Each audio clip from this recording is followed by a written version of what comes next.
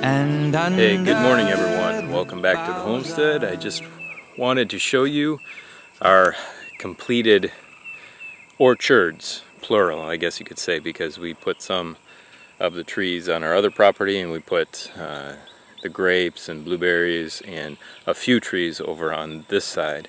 I always say the other property because it's divided by a fence there, and one is 4 acres, one's 3 point whatever, almost 4, and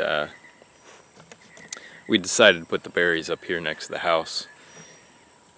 So we've got, as you can see, we've got our blueberries over here, and I think there's I picked 3 different varieties that work well in this area of Texas.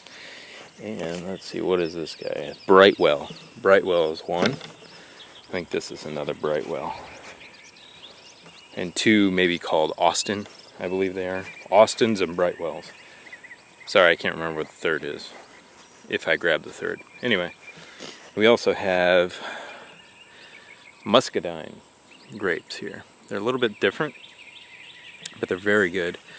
And we weren't able to find, or they were sold out of the other grapes that we really wanted, the red and the white kind of table grapes that really work well for this area. Champlain and or Champanel and something else, I can't remember. Champanel is the red grape. Anyway, so we've got some Carlos Muscadine, which are lighter, and then I can't remember the other ones. But we're going to be doing a little fence around this area. You can see I've got the posts in, well, partially in already. I tamped these in yesterday and got my roll of fence sitting over there. I still need to buy a gate. This is to prevent those pesky deer from just devouring everything. Will it be high enough for deer to deter them from jumping in, or to prevent them from jumping in? No, but it will deter them. So maybe I'll run some fishing line up from the top of the posts. I don't know, I might do a video on that. So you can see here already that we've got, oh, focus, I hope you can see that. We've got some blueberries growing out. That's so exciting. My wife is happy. That's the number one thing that she wanted, was the blueberries. So over on this side over here, we've got our figs, and we're really excited to get figs. They're very sweet, very good, very nutritious, and they grow really well here in Texas. Got another fig right here, and one from our buddy that didn't make it. I think I did another video on that.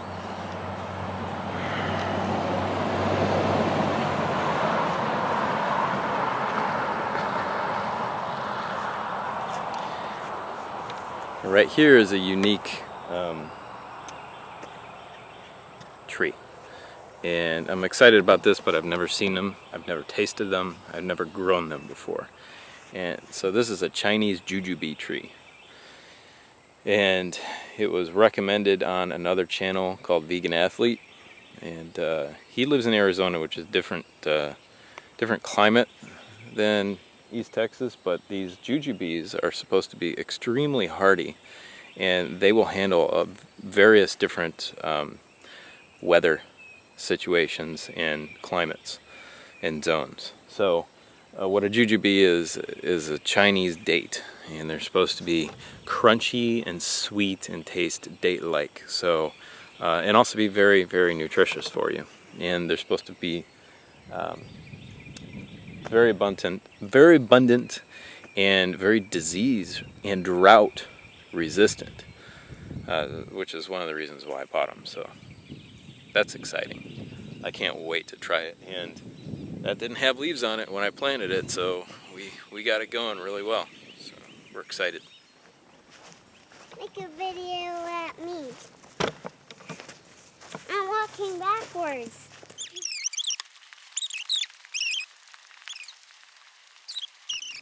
All right, here we are at the orchard, I guess you could say. I don't know what constitutes an orchard, what size it needs to be, but this is my orchard. It's, let's see, 2, 4, 6, 8, 10, 12, 12-ish trees. And the reason I say ish is because the ones the previous owner planted in this area are not looking good at all. So I don't know what I'm going to do about those, diagnose them, and try and save them if I can. But here is the peach tree that the previous owner planted, and you can see, look at all the peaches. That's exciting. And we did have some bugs on these yesterday. There's a couple that are getting eaten up. I don't know if I should just let those be sacrificed or pick them off. I have yet to make the decision. I did spray neem oil mixed with Dr. Bronner's Sal Suds, which is organic soap. I sprayed that on here yesterday, and the neem oil works really well for keeping away bugs. Over here on this apricot, we had a serious problem. We had some tent caterpillars, and it really lit this tree up bad. They really sucked the life out of a lot of it, and I don't know if it's gonna make it. They just had a little nest in this area right here, and I burned them out of there, and I sprayed the whole tree down with Orange Guard, and hopefully the ones that I couldn't reach, which were up on the upper area, will get off the tree. But I think I got most of them off the tree. We'll see if it survives and bears any fruit this year. Don't know. So anyway, we've got a peach tree there. We've got 2 pear trees, and I'm excited to see this pear tree here doing well, because it got taken out big time right after I planted it and nibbled on by some deer, and it's starting to leaf out again, which is great. I do need to bend those branches down a little bit and put some weight on them so they grow as proper scaffold branches, but I'll get to that. Anyway, we've got this pear, which I did not prune because it's got a really odd shape to it, and I really need to assess how to do that. That's called an Orient Pear. This is another peach tree, really great shape to it, and we pruned that out. And then we've got 2 apples. That's a Dorset golden apple right there. It does really well in this climate.